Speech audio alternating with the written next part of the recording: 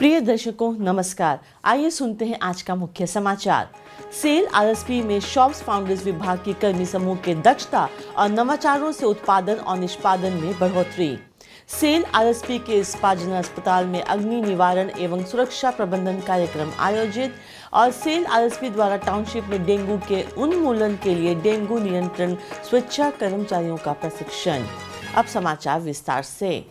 Cell Rourkela इस्पात संयंत्र RSP के शॉप्स फाउंड्री विभाग ने हाल ही के दिनों में उत्पादन और दक्षता में नए मानक स्थापित किए हैं। लगातार उत्पादन, अग्रणी डिजाइन, संशोधन और जटिल परियोजनाओं के सफल निष्पादन को न केवल उत्पादों की गुणवत्ता को बढ़ाया है बल्कि कंपनी के लिए पर्याप्त बचत भी हासिल किया है। वित्तीय वर्ष 2023-24 में इलेक्ट्रिक आर्क फर्नेस और स्टील मेल्टिंग शॉप 1 के कुशल संचालन ने उल्लेखनीय स्थिरता का प्रदर्शन किया, जिससे विभिन्न लॉ कास्टिंग के प्रति माह 120 टन की स्थिर उत्पादन दर बनी रही। एसएमएस 1 और 2 तथा ब्लास्ट फर्नेस के लिए 12 स्लैग पॉट कास्टिंग सफलतापूर्वक बनाई गई। इसके अतिरिक्त 11 क्यूबिक मीटर और 18 क्यूबिक मीटर के स्लैग पॉट के लिए एक महत्वपूर्ण डिजाइन संशोधन पेश किया गया। नए मोनोलिथिक कास्टिंग डिजाइन ने न केवल स्लैग पॉट के जीवन को बढ़ाया है बल्कि यूनियन मरम्मत से संबंधित रखरखाव लागत को भी कम किया है, जिससे कंपनी को काफी बचत हुई है। फाउंड्रीज ने एसएमएस 1 एलडी कन्वर्टर के कोन और लिप रिंग में भी सुधार किया है। पहले इन घटकों का उत्पादन 4 अलग अलग घटों के लिए किया जाता था और इसके लिए व्यापक मशीनिंग की आवश्यकता होती थी। नए डिजाइन में दोनों घटकों को एक ही कास्ट में कास्ट किया जाता है, जिसके परिणाम स्वरूप एक मजबूत डिजाइन मिलता है और मशीनिंग लागत कम हो जाती है। ऐसी 4 कास्टिंग सफलतापूर्वक बनाई जा चुकी है। फाउंड्रीज ने पहली बार इन हाउस संसाधनों का उपयोग करके हॉट स्ट्रिप मिल 2 के एसएसएल के ऑनकलाइजर मैंड्रिल के शीश पिंच रोल शेल और स्लाइडर को विकसित किया। इसने हॉट स्ट्रिप मिल 2 के लिए विभिन्न गैर लौ पीतल और कांसे कास्टिंग भी बनाई। एसएमएस की आवश्यकताओं को पूरा करने के लिए प्रतिदिन 12 टन की दर से एल्यूमीनियम सीलियों को सफलतापूर्वक नेगेटिव्स और शॉर्ट्स में परिवर्तित किया गया। एक अन्य महत्वपूर्ण सुधार में फाउंड्रीज कर्मी समूह ने HSM2 शीट शेयरिंग लाइन के चेन क्रॉस कन्वेयर में पीयू लाइनर्स को एल्यूमीनियम कास्ट लाइनर से बदल दिया। फाउंड्रीज के लगातार उत्पादन आउटपुट ने शॉप्स के कारोबार में 20% की वृद्धि में योगदान दिया है। इसके अलावा फाउंड्रीज ने नॉर्मलाइजिंग फर्नेस का उपयोग करके विभिन्न वेल्डेड सब असेंबली के तनाव से राहत प्रदान की है, जिससे इन घटकों की संरचनात्मक अखंडता और दीर्घायु सुनिश्चित हुई है। इन सभी नवाचारों और दक्षता के साथ शॉप्स फाउंड्रीज ने कंपनी की वृद्धि और सफलता में महत्वपूर्ण योगदान दिया है। सेल राउरकेला इस्पात संयंत्र के इस्पात जनरल अस्पताल में 17 जुलाई को अग्निशमन सेवा विभाग द्वारा अग्नि निवारण एवं सुरक्षा प्रबंधन कार्यक्रम आयोजित किया गया। कार्यक्रम की अध्यक्षता मुख्य चिकित्सा अधिकारी प्रभारी चिकित्सा एवं स्वास्थ्य सेवा डॉक्टर जयंत आचार्य ने की। महाप्रबंधक प्रभारी अग्निशमन सेवाएं श्री JB पटनायक और अतिरिक्त अध्यक्षता मुख्य चिकित्सा अधिकारी डॉक्टर RR महांती भी मंच पर उपस्थित थे। कार्यक्रम में डॉक्टरों, अधिकारियों, नर्सों और कर्मचारियों सहित कुल 81 कर्मचारियों ने भाग लिया।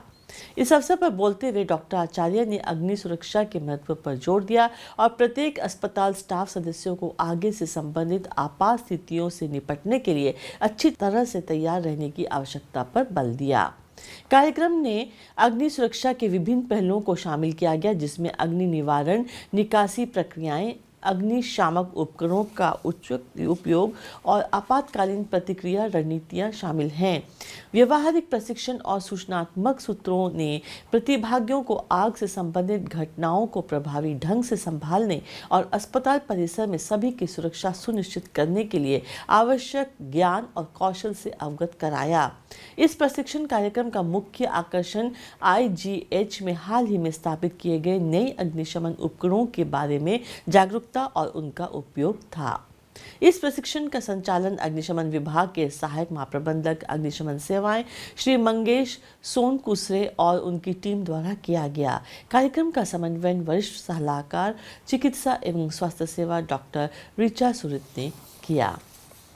सेल राउरकेला इस्पात संयंत्र आरएसपी ने टाउनशिप में डेंगू वायरस के संरचन को रोकने के लिए आपातकालीन वेक्टर नियंत्रण उपाय के रूप में पूरे संयंत्र से 50 डेंगू नियंत्रण स्वेच्छा कर्मचारियों को प्रशिक्षित किया है।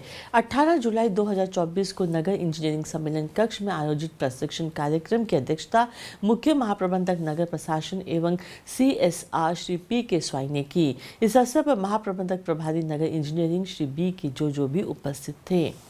टाउनशिप में डेंगू रोकथाम के लिए घर घर जाकर सर्वेक्षण और जागरूकता फैलाने में मदद करने के लिए पूरे संयंत्र से लगभग 50 स्वेच्छा कर्मियों को नगर इंजीनियरिंग विभाग की जन स्वास्थ्य इकाई में तैनात किया गया है। प्रशिक्षण कार्यक्रम के दौरान उप मुख्य चिकित्सा अधिकारी नगर इंजीनियरिंग जन स्वास्थ्य डॉक्टर दीपा लवंगारे ने डेंगू बुखार और अन्य मच्छर जनित बीमारियों, इसके संकेतों, लक्षणों और डेंगू संक्रमण को कम करने के लिए प्राथमिक निवारक उपायों के बारे में गहन जानकारी दी। सर्वेक्षण प्रारूप और संकलन प्रक्रियाओं को भी विस्तार से समझाया गया, जिससे एक व्यापक कार्य योजना विकसित की जा सके। प्रशिक्षण कार्यक्रम का संचालन कनिष्ठ अधिकारी जन स्वास्थ्य श्री R प्रधान द्वारा किया गया। उल्लेखनीय है कि समूह को 14 टीमों में विभाजित किया गया है, जिनमें प्रत्येक में 3 सदस्य हैं, जिनकी देखरेख एक टीम लीडर द्वारा की जाएगी। प्रत्येक टीम को सर्वेक्षण करने और निवासियों को विभिन्न निवारक उपायों के बारे में शिक्षित करने के लिए एक विशेष क्षेत्र सौंपा गया है। विशेष रूप से सूखा दिवस यानी ड्राई डे ऑब्जर्वेशन, जो लोगों को अपने एयर कूलर, फूलों के गमलों और अन्य जल संग्रह स्थलों को सप्ताह में एक बार सूखा रखने के लिए प्रोत्साहित करता है। घर घर जाकर स्वच्छ कर्मियों ने मच्छरों से संभावित प्रजनन स्थलों को नष्ट करने की अपेक्षा की जाती है। कार्य योजना के अनुसार टीम के नेता सार्वजनिक स्वास्थ्य विभाग की टीम के साथ गतिविधियों पर चर्चा और समीक्षा करने के लिए दैनिक आधार पर मिलेंगे। स्वच्छ कर्मी अगले 15 दिनों तक जन स्वास्थ्य इकाई से जुड़े रहेंगे और टाउनशिप के प्रत्येक घर का संपूर्ण सर्वेक्षण सुनिश्चित करेंगे। इसी के साथ आज के हिंदी समाचार समाप्त होते हैं। नमस्कार।